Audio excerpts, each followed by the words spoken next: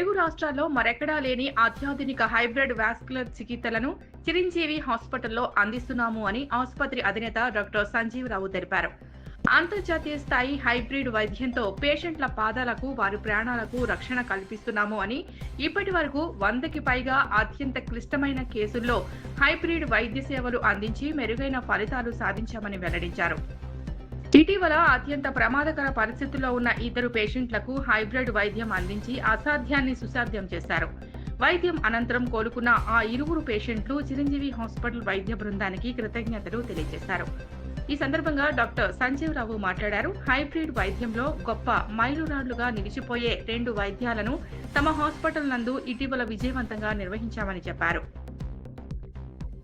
సిద్ధయ్య అనే పేషెంట్కు ఊదర పొట్ట భాగంలో డీవీటీ సమస్య కారణంగా గతంలో వేరే హాస్పిటల్ నందు ఐవీసీ ఫిల్టర్ అమర్చారు. అయితే కొద్ది రోజుల తర్వాత ఆ ఫిల్టర్ పక్కకు జరిగి పేగులోకి వచ్చి చేరింది.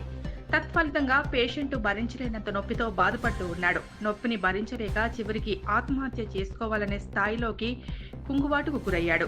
అటువంటి పరిస్థితుల్లో ఉన్న సిద్ధయ్యకు హైబ్రిడ్ విధానంలో పేషెంట్ మెడభాగం ద్వారా ఫిల్టర్ను తొలగించగలిగాం.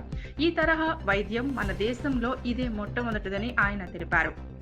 తమ హాస్పిటల్లో ఆరోగ్యశ్రీ సేవలు అందుబాటులోకి వచ్చాయని, అత్యాధునిక వైద్య సేవలు తేవటమే లక్ష్యంగా కృషి చేస్తామని చెప్పారు.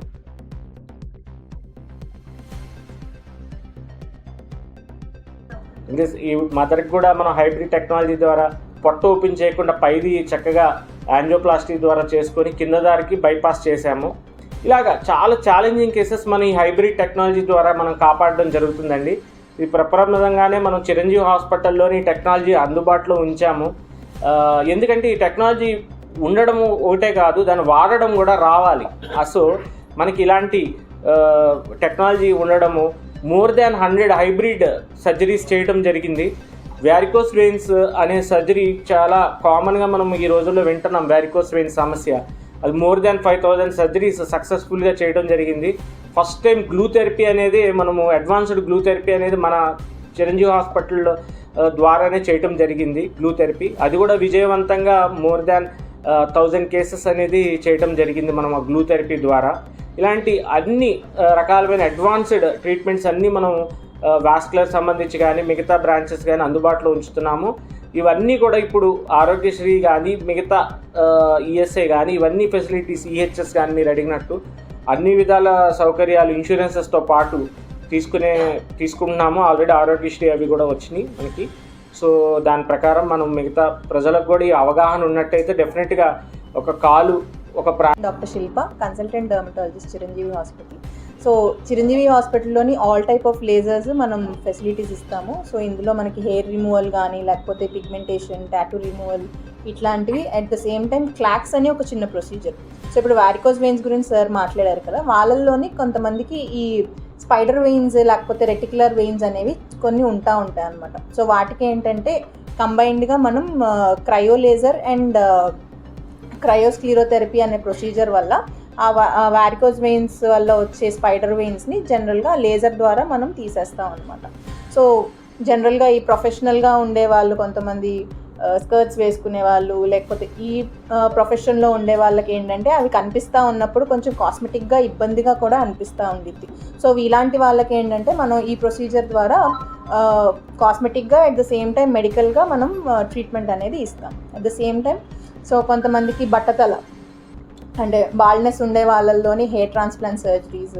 సో వీళ్ళల్లో కూడా కొంతమందికి డోనర్ ఏరియా అంటే మనకి బ్యాక్ సైడ్ ఉండే ఏరియా నుంచి మనం హెయిర్ అనేది తీసుకొని ఎక్కడైతే హెయిర్ లాస్ ఉందో ఆ ఏరియాస్లో మనం జనరల్గా ట్రాన్స్ప్లాంట్ చేస్తాం. సో వీళ్ళల్లో ఏంటంటే ఒక్కొక్కసారి ఆ డోనర్ ఏరియా కూడా వీక్ ఉంటుంది.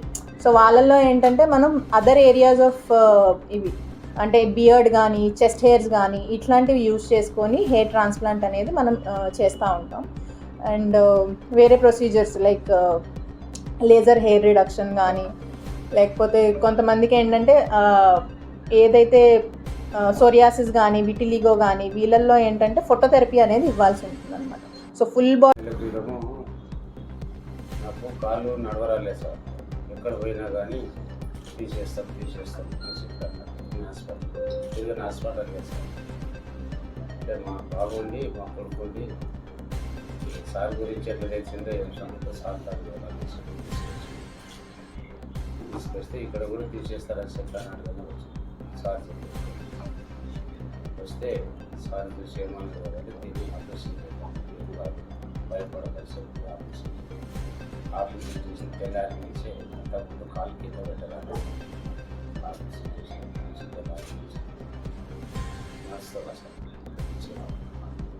వారం రోజుల్లో పర్మిట్ ఇదంతా సర్క్యులేషన్ ఆగిపోయింది.